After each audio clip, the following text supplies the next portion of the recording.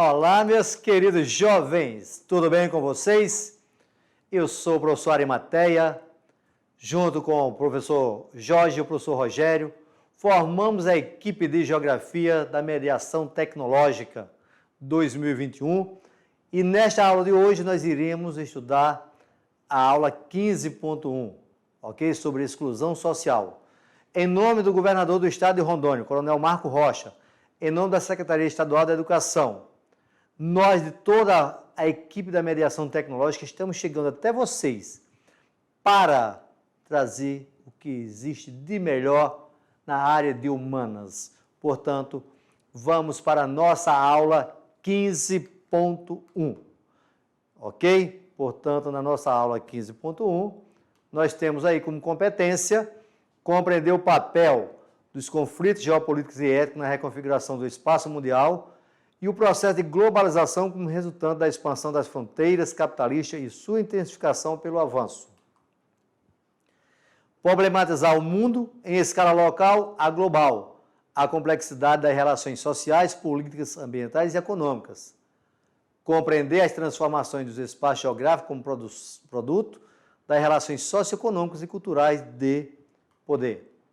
Em cima disso, hoje nós iremos falar de população e renda.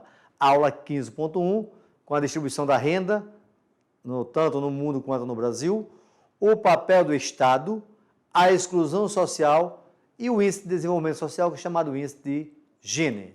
Tá? Como habilidade, analisar diferentes processos de produção ou circulação de riqueza e suas implicações socioespaciais. Portanto, aí nós temos na telinha o conceito agora, ó, população e renda. Os recursos econômicos, a capacidade tecnológica e a produção de alimentos atuais nunca foram tão grandes em qualquer outra época da história.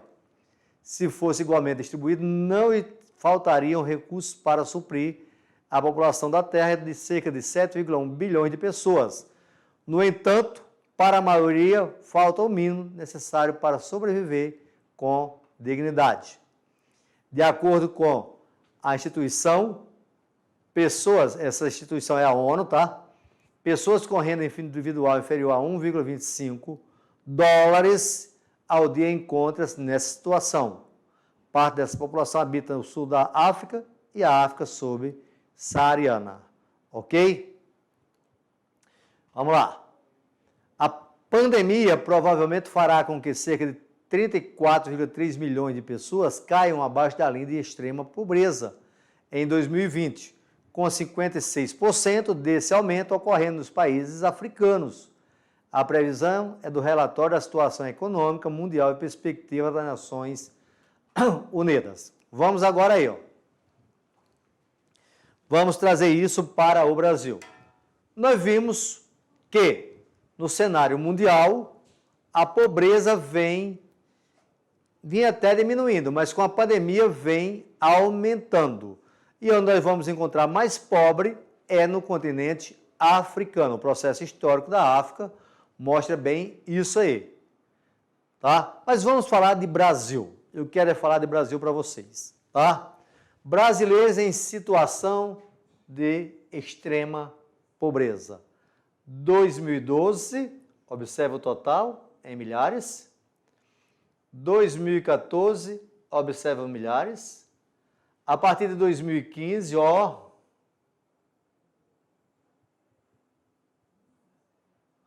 resumindo, nós tivemos uma queda, olha aqui, ó, e agora nós voltamos a subir novamente, tá? Portanto, vamos analisar isso na contextualização histórica. Analisar isso numa contextualização histórica. O Brasil teve a sua origem, tá, colonização, através dos portugueses que veio até o século XIX, baseado numa colonização de exploração. Isso não é mais novidade para ninguém.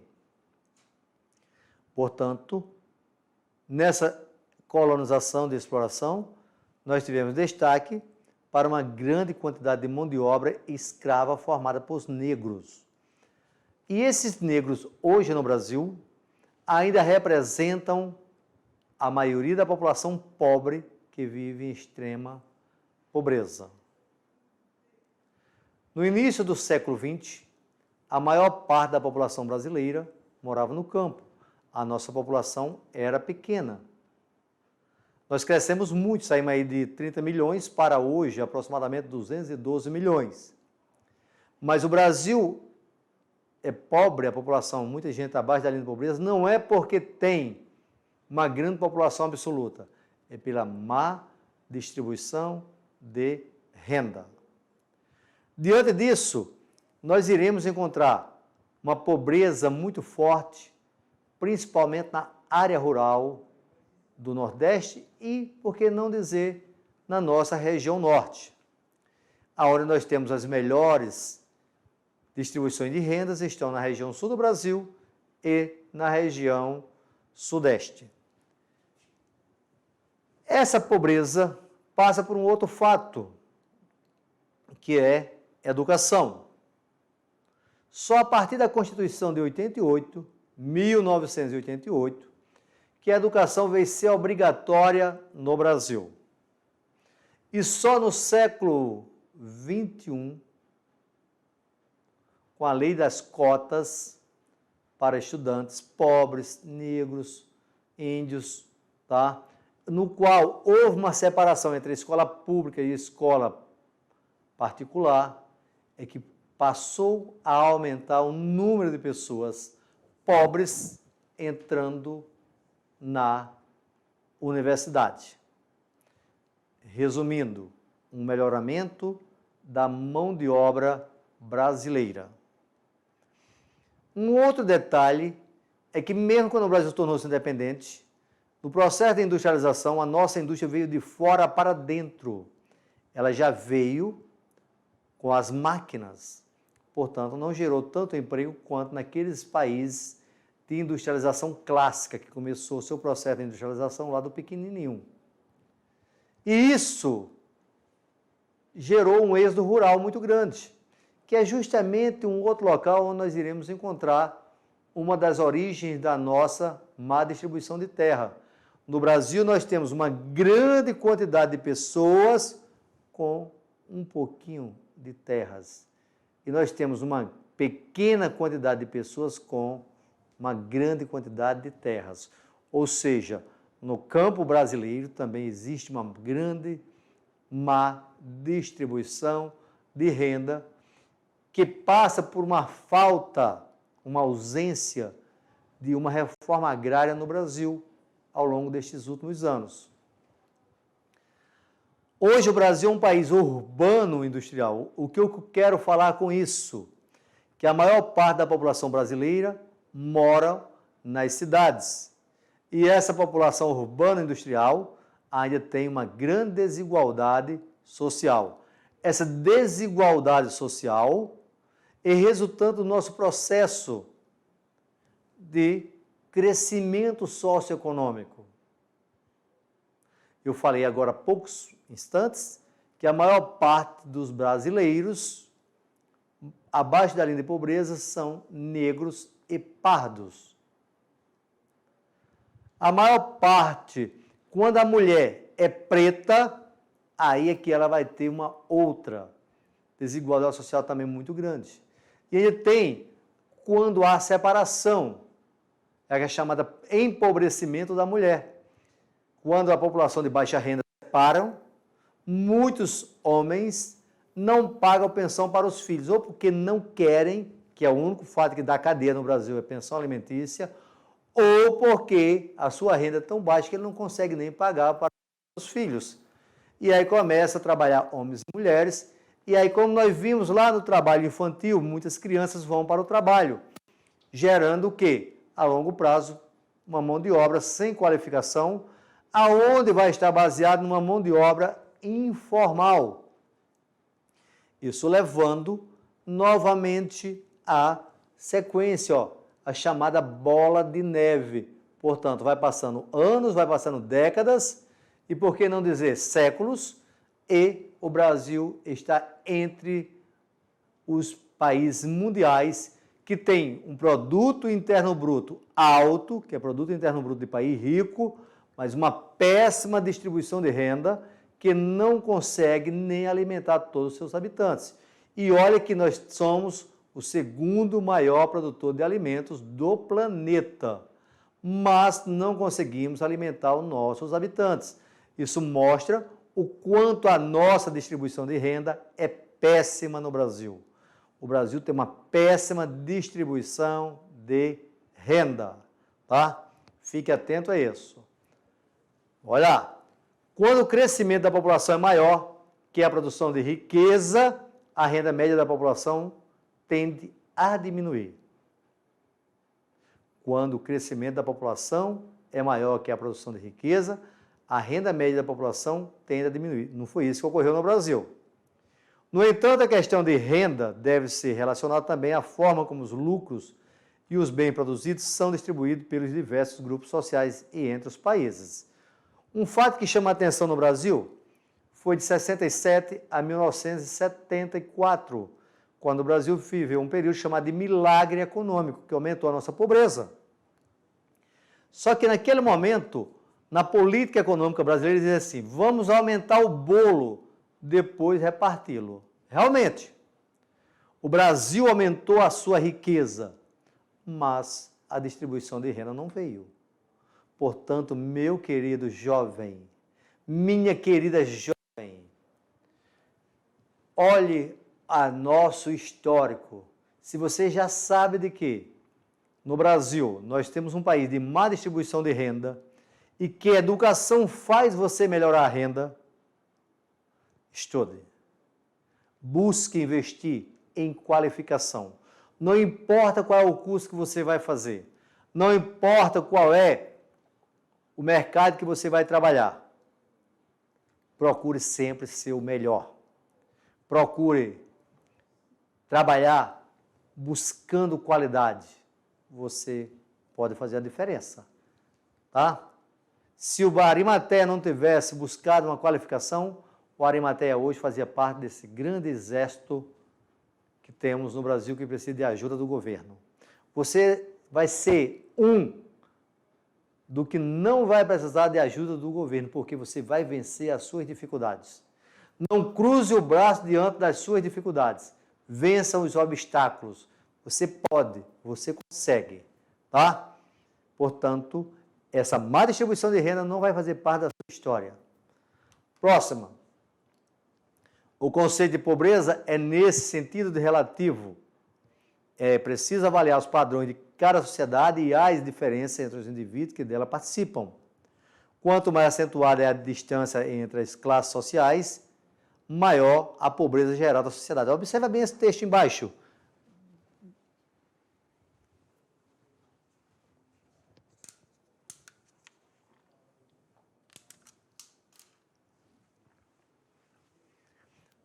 Lembrando a vocês que nós estamos com a participação da nossa intérprete, que é a professora Clef, tá? Ela é o nosso diferencial. Muito obrigado, Clef, por sua participação.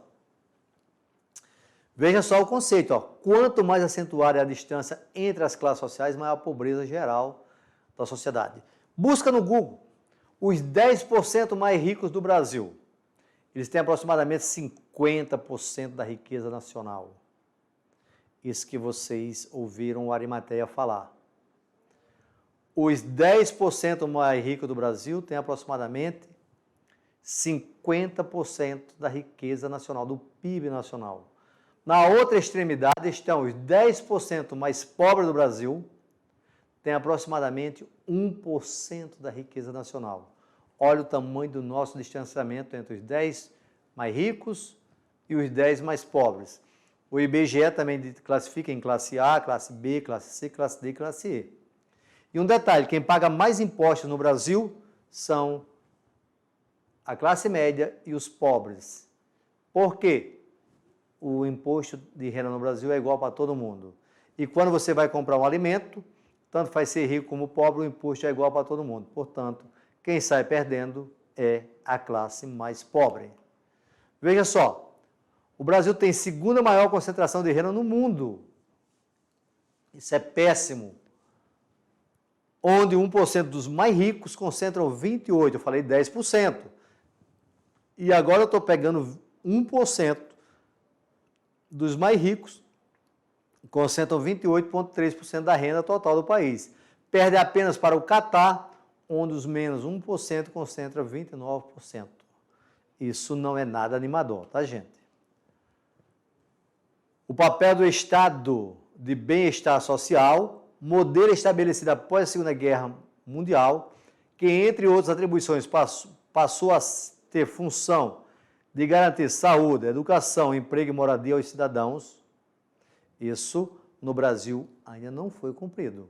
Observe lá o que diz o artigo 5 e o artigo 6 da Constituição. Isso tem aparecido no Enem com Chaves, tá, gente? Mostrando essa questão dessa desigualdade que tem dentro do Brasil. Como eu já falei, é um contexto. No cenário mundial ocorre o mesmo ponto, não tão gritante quanto no Brasil. Mas eu estou me referindo ao Brasil porque nós moramos nesse estado-nação chamado Brasil. Com um detalhe, eu venho do sertão nordestino, onde tem a pior renda do Brasil. Vocês estão em Rondônia, eu também, tá? Onde tem um dos estados que tem a melhor distribuição de renda. Por isso que aqui você não vê tanta miséria quanto você vai no sertão do Nordeste e você observa. Isso não significa que isso é no Nordeste. Você vai a São Paulo, o maior PIB brasileiro está no estado de São Paulo, e você vê centenas de pessoas morando nas ruas, vivendo de ajuda do próximo. Quantas ONGs não foram criadas no Brasil para ajudar essas pessoas carentes? Portanto, você pense bem nisso. Pode fazer diferença? Pode, tá? Essa diferença vem através de uma boa educação, tá? Olha o que nós temos aí. Elevação do déficit público e a consequente diminuição da capacidade de investimento de seus governos, a par do desemprego estrutural, levaram a uma profunda reestruturação no papel do Estado. Isso é o neoliberalismo que você vê na sequência. Desemprego estrutural, meu filho, aquele desemprego provocado pela tecnologia. Tá? Veja o último parágrafo agora. Os Estados Unidos e o Reino Unido optaram na década de 80 pelo Estado neoliberal, o Estado mínimo. Tá? O que é neoliberalismo? Vem comigo aqui. Quando eu falo de neoliberalismo, você tem de entender três questões econômicas. Liberalismo econômico, que veio até 1929, que é quando o Estado intervia muito pouco na economia, na economia mesmo, tá? Ele deixava a economia privada fluir. Com a crise de 29, como vocês viram aí no contexto, passou até a política do bem-estar social, que predominou nos anos 50 e 60 do século 20. Em 1973, ocorreu uma crise internacional chamada crise do petróleo. Foi a primeira grande crise do petróleo. Essa crise do petróleo levou os Estados Unidos a aumentar o seu déficit público, como você viu no contexto agora há pouco. E, ao mesmo tempo, buscar uma nova solução. Essa política foi chamada de neoliberalismo. E o que é esse neoliberalismo? Quando ele fala assim, reestruturação do papel do Estado é venda de empresas privadas, privatização de empresas públicas, privatizações de empresas públicas, diminuição do Estado, porque ele tinha N empresas, agora ele vendeu, agora ficou privada, diminuição do investimento em saúde e educação pública, passando a ser mais privado, e abertura econômica, que é o chamado globalização econômica. Portanto, globalização econômica relacionada com pobreza já esteve presente 3 vezes no Enem. 3 vezes, tá? Por quê? Porque a globalização é econômica, mas a distribuição não é global dessa renda, desse lucro. O lucro vão para uma minoria. Para você ter uma ideia, eu vi agora, hoje são 10 de maio de 2021. Agora, no final de abril de 2021, eu li uma reportagem que dizia o seguinte, que os 10 homens, porque hoje os 10 mais ricos do mundo são homens. Mulheres entraram aí agora, entrou 2 mulheres nas 20 mulheres mais ricas do mundo, tá? Mas os 10% mais ricos do mundo, eles têm capacidade de financiar todo o processo de vacinação do globo. Olha essa desigualdade. Isso é resultado de quê? De uma globalização que leva a riqueza para uma minoria. E as empresas mais ricas hoje, como vocês têm acompanhado, são as empresas de prestação de serviços, como o Google, o Facebook e outras empresas deste setor. Portanto, gerando cada vez mais riqueza para uma minoria, em prol de uma miséria para a maioria. Isso é o que nós temos de lado negativo na globalização. Além dos problemas sociais provocados pelo aumento do consumo, a globalização também traz um grande fosco social, uma minoria rica com uma grande exclusão social.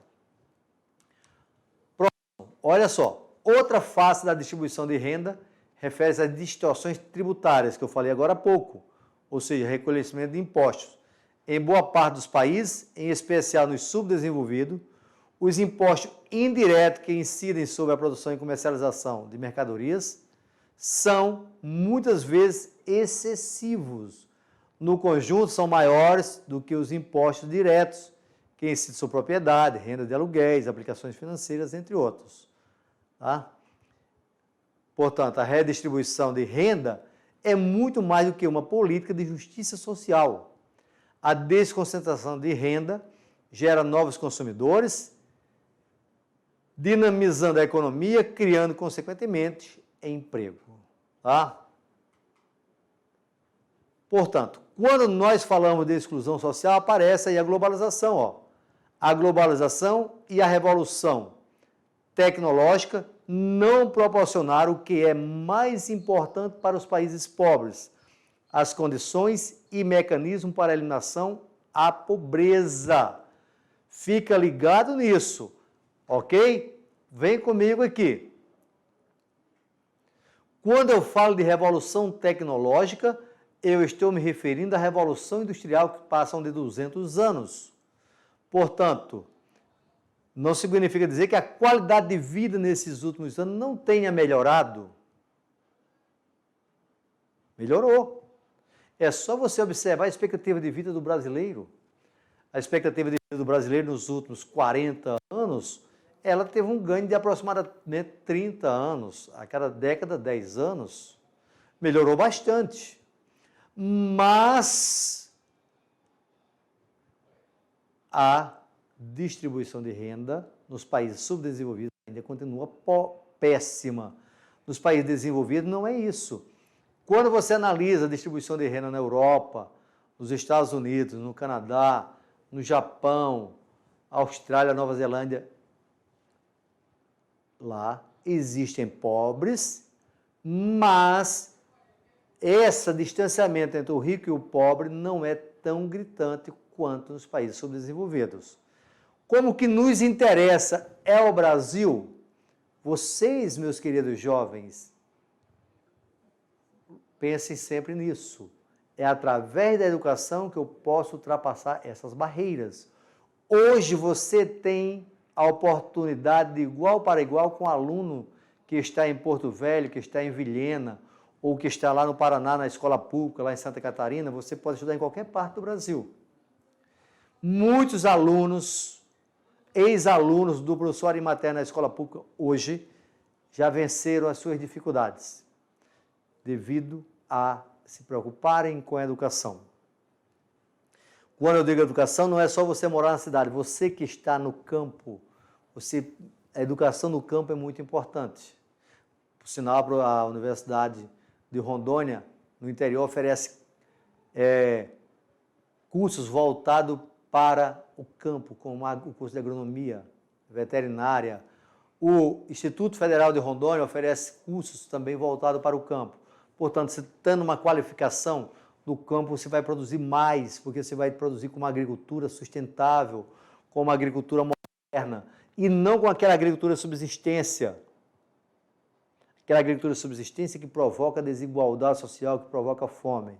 Portanto, você pode sim fazer a diferença. Nós não iremos ficar nessa crise que estamos vivendo para a eternidade. Elas são passageiras, tá? Elas vêm e vão embora. Você vai aproveitar essa onda e você vai melhorar a sua renda. Seja o grande vitorioso dessa luta, seja você, tá? Não existe uma categoria única dos excluídos da sociedade. Os excluídos são os desempregados, os inválidos, os portadores de necessidades especiais, as vítimas de preconceito racial, as mulheres e as crianças na maior parte dos países do mundo, os imigrantes, as minorias étnicas e religiosas e todos os pobres que não têm direito a uma alimentação saudável, à educação, à informação e ao trabalho. Portanto, observe aí a quantidade de excluídos, tá? E aí? Ele falou aí países do mundo. Nós, brasileiros, podemos parar e fazer uma análise dentro desses aí, quem é que estão no Brasil. Aqui no Brasil, os portadores de necessidades especiais, eles têm ajuda do próprio governo, do próprio Estado. Sim, tem. Se você procurar, você vai encontrar. Preconceito racial. No Brasil, nós temos um preconceito muito grande, como eu já falei, com o negro. Mas hoje as nossas leis são mais rigorosas contra isso. Mas mesmo assim, quem tem os menores salários ainda no Brasil são os negros. Quem tem as piores moradias no Brasil são os negros. Quem frequenta as piores escolas são os negros. Mas você pode fazer essa diferença. O nosso estado tem pouco negro.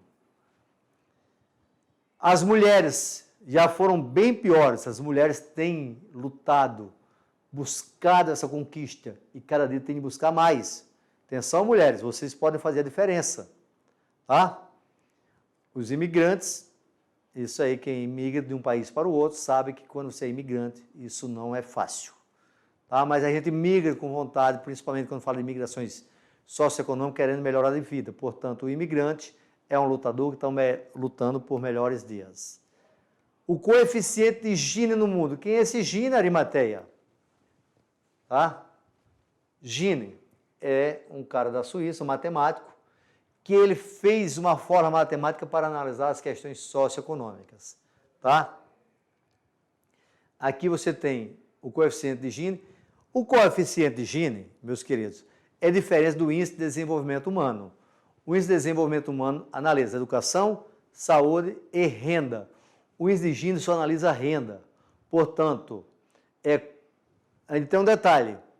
No índice de desenvolvimento humano, que é o IDH, quanto mais próximo de 1, melhor será esse país, socioeconomicamente. No índice de Gini, ocorre o contrário. Quanto mais próximo é de 0, melhor será a sua distribuição de renda.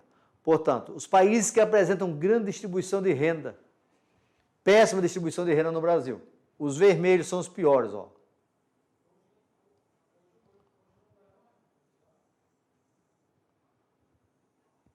Certo? E esse NA, Arimateia, isso aqui é porque não teve números mostrando a realidade. Observe que muitos países da África, ó, ninguém sabe qual é a renda. Oriente Médio também, já que tem muito petróleo aqui, mas ninguém sabe, ó. Aqui, vamos aqui, ó. Isso aqui é a Mianmar. Aqui é o Paquistão. Tá? Aqui é a Coreia do Norte. Também não mostra. Aqui nós temos o Suriname, isso aqui, tá? Também não está mostrando. mas a maior parte dos países estão mostrando. E as piores distribuições de rendas estão nos países subdesenvolvidos. Países subdesenvolvidos. Na Ásia, isso aqui, ó. Opa. Ásia. Subdesenvolvido. Isso aqui é o Japão, viu, gente? Ó, o Japão tem uma das melhores distribuições de renda do planeta. A Europa tem ótima. Mas, Arimateia, isso aqui é o quê? A Groenlândia. Isso aqui é pequenininho, tá? É porque a escala que é produzida do mapa provoca essa disparidade. Isso aqui é uma região gelada. Tudo bem? Esquece essa Groenlândia. Já observa aqui, Estados Unidos, Canadá, tem ótima distribuição de renda. Portanto, as piores distribuições de renda estão nos países pobres, os subdesenvolvidos. Vejam lá, o Índice de Desenvolvimento Humano, o IDH, criado pela ONU no início da década de 90, resulta de 3 indicadores básicos.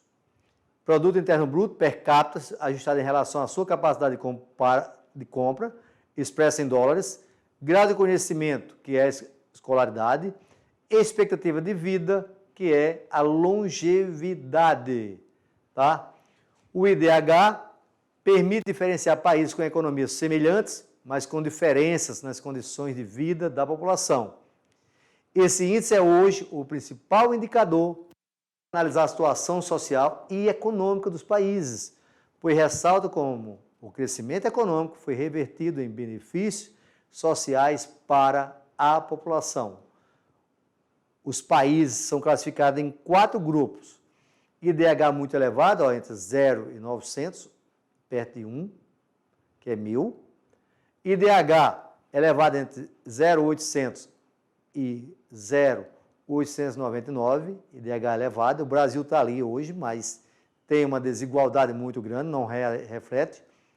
IDH médio e IDH baixo, certo? Olha aqui no nosso mapa mundi, tá? Olha aqui, onde estão os piores índices de desenvolvimento humano, ó, no continente africano e também em países da Ásia. Olha o Brasil aqui onde está, ó. Essa coisinha aqui, ó, alto, muito alto, ó. Os países que têm uma boa distribuição de renda, ó.